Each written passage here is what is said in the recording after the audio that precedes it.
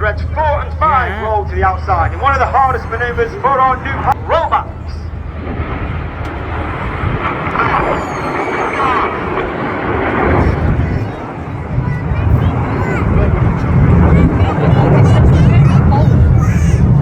The motto of the Red Arrows is "Eclat," which means, as I said, arriving at our world famous Diamond 9 with our famous red, white and blue trailing out the back.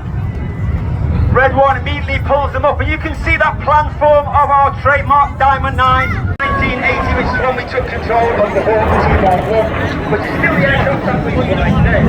The Hawk is actually 50 years old this year. She's an extremely agile and capable aircraft to fly, extremely fun to fly.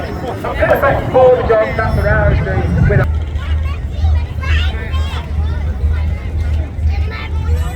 clear, go as Reds 4 and 5 roll to the outside in one of the hardest manoeuvres for our new pilot.